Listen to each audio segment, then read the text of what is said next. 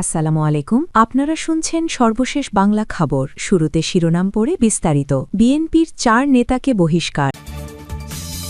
আওয়ামী লীগ নেতার গোডাউন থেকে টিসিবির ১,৪৪৪ লিটার তেল উদ্ধার।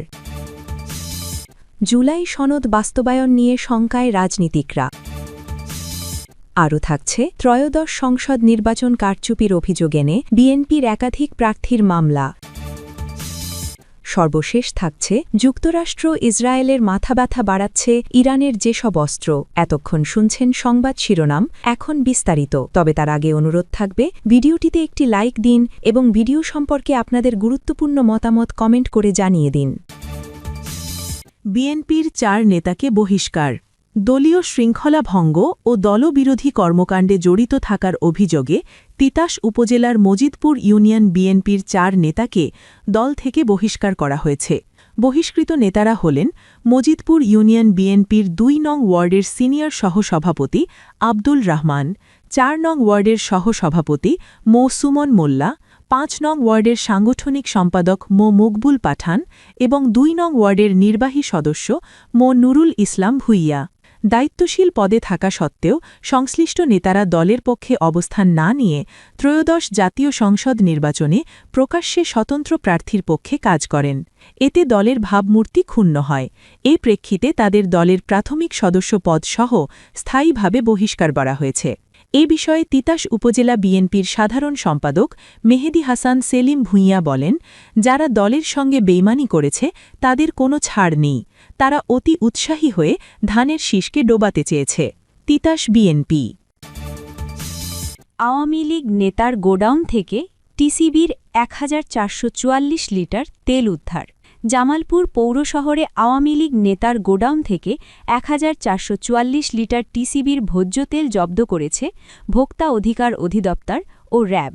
রোববার ১ মার্চ বিকালে জামালপুর পৌর শহরের বাগেরহাটা বটতলায় র্যাব ও ভোক্তা অধিকার অধিদপ্তরের যৌথ অভিযানে এসব তেল উদ্ধার করা হয়। জানা যায়, গোপন খবর পেয়ে রোববার বিকালে পৌর শহরের বাগেরহাটা বটতলার নূর রাইস মিলের পরিত্যক্ত গোদামে যৌথ অভিযান পরিচালনা করে ভোক্তা অধিকার অধিদপ্তর ও র্যাব। এ সময় ইট দিয়ে পুঁতে রাখা অবস্থায় টিসিবির ৭২২ বোতল ভোজ্য তেল জব্দ করা হয়। প্রতিটি বোতলে ২ লিটার করে ভোজ্য তেল রয়েছে। গোডাউনের মালিক মৃত মনসুর মিয়া। তিনি জেলা আওয়ামী লীগের সাবেক সাধারণ সম্পাদক ছিলেন। এ ঘটনায় জিজ্ঞাসাবাদের জন্য শাহিন ও স্বাধীন বাবু নামে দুজনকে আটক করেছে র্যাব। র্যাবের কোম্পানি কমান্ডার মেজর লাবিব বলেন, প্রতিটি বোতল থেকে টিসিবির মোড়ক তুলে ফেলা হয়েছে।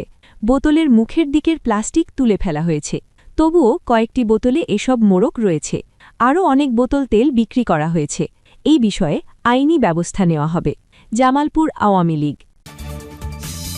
জুলাই সনদ বাস্তবায়ন নিয়ে শঙ্কায় রাজনীতিকরা। জুলাই সনদ বাস্তবায়ন নিয়ে শঙ্কার কথা জানিয়েছেন রাজনীতিকরা। তবে বিএনপি বলছে তারা সংস্কারের বিপক্ষে নয়। সোমবার দুপুরে জাতীয় প্রেসক্লাবে পতাকা উত্তোলন দিবস উপলক্ষে জাতীয় সমাজতান্ত্রিক দল জেএসডি আলোচনা সভার আয়োজন করে। সভায় বিভিন্ন রাজনৈতিক দলের নেতারা বলেন, প্রতিবার অধিকার আদায়ের আন্দোলনে বিজয় হয় মানুষের, কিন্তু সেই বিজয় বেহাত হয়ে যায়।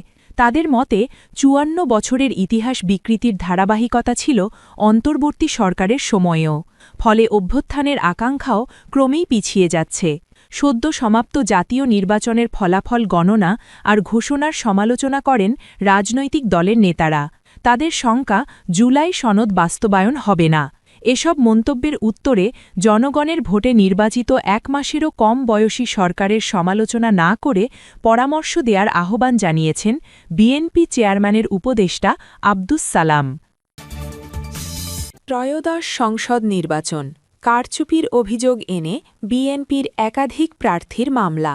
ত্রয়োদশ জাতীয় সংসদ নির্বাচনে কারচুপির অভিযোগ এনে বিএনপির কুড়িগ্রাম ২ আসনের প্রার্থী সোহেল হোসেন কায়কোবাদ, রংপুর ৬-এ সাইফুল ইসলাম, রংপুর ৪-এ ইমদাদুল হক ভরসা ও রাজশাহী ১ আসনের মেজর জেনারেল অবসর মো শরীফ উদ্দিন হাইকোর্টে মামলা করেছেন। সোমবার ২ মার্চ বিএনপির প্রার্থীদের আনা কারচুপির অভিযোগের পরিপ্রেক্ষিতে রেজাল্ট শিট হেফাজতে নেয়ার নির্দেশ দিয়েছেন নির্বাচনী ট্রাইব্যুনাল। এর আগে রোববার ১ মার্চ ত্রয়োদশ জাতীয় সংসদ নির্বাচনে কারচুপির অভিযোগ আমলে নিয়ে রাজশাহী ৪ ও পাবনা ৪ আসনের ব্যালট পেপার ও ফলাফলের রেজাল্ট শিট হেফাজতে নেয়ার নির্দেশ দিয়েছেন হাইকোর্ট। একই সঙ্গে এ বিষয়ে পরবর্তী শুনানির জন্য আগামী ১১ মে দিন ধার্য করা হয়েছে। বিচারপতি জাকির হোসেনের নেতৃত্বাধীন নির্বাচনী আপিল ট্রাইব্যুনাল আবেদনগুলো গ্রহণ করে এ আদেশ দেন। এই ২ আসনে পরাজিত বিএনপি প্রার্থী পক্ষ থেকে এই আবেদন করা হয়। এর আগে ৩ আসনে কারচুপির অভিযোগ এনে হাইকোর্টে আবেদন করে বাংলাদেশ জামায়াতে ইসলামী। আসনগুলো হল ঢাকা ৬, ৭ ও গাইবান্ধা ৪। অপরদিকে শেরপুরের একটি আসনে কারচুপির অভিযোগ এনে আবেদন করে বিএনপি। বৃহস্পতিবার বিচারপতি জাকির হোসেনের নেতৃত্বাধীন নির্বাচনী আপিল ট্রাইব্যুনাল আবেদনগুলো গ্রহণ করে আদেশ দিয়েছেন।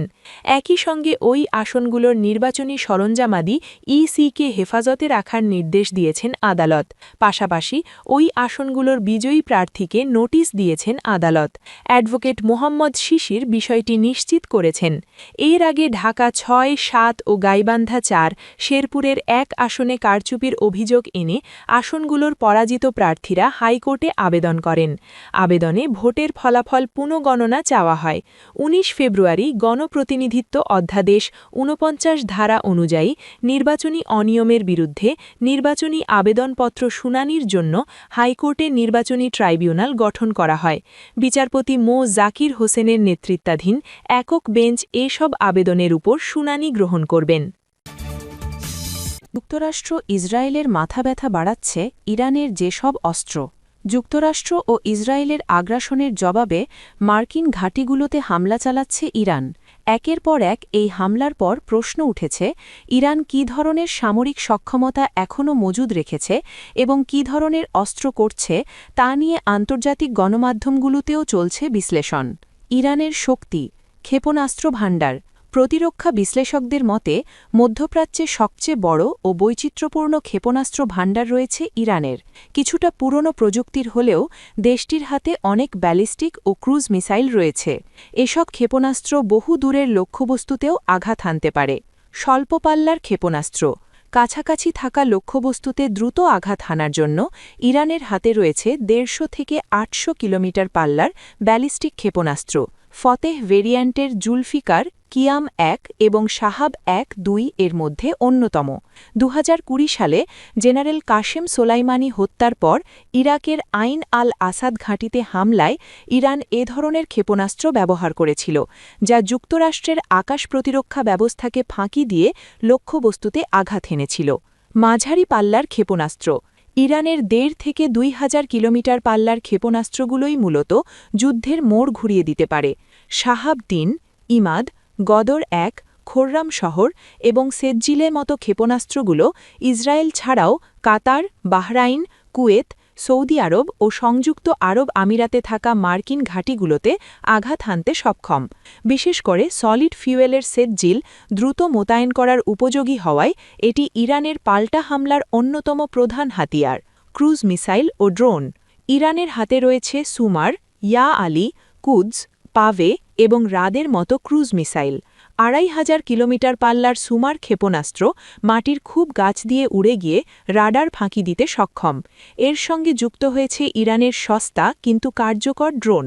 ঝাঁকে ঝাঁকে ড্রোন পাঠিয়ে প্রতিপক্ষের আকাশ প্রতিরক্ষা ব্যবস্থাকে ব্যস্ত রেখে মিসাইল হামলা চালানো ইরানের একটি পরিচিত কৌশল। হাইপারসনিক ক্ষেপণাস্ত্র। ইরানের হাতে রয়েছে জাহাজ বিধ্বংসী ক্ষেপণাস্ত্র, নেভাল মাইন ও ড্রোন, যা দিয়ে হরমুজ প্রণালীতে বাণিজ্যিক জাহাজ ও তেলবাহী ট্যাঙ্কারে হামলা চালানো সম্ভব। ইরান দাবি করেছে তাদের হাতে ফাত্তাহ সিরিজের হাইপারসনিক মিসাইল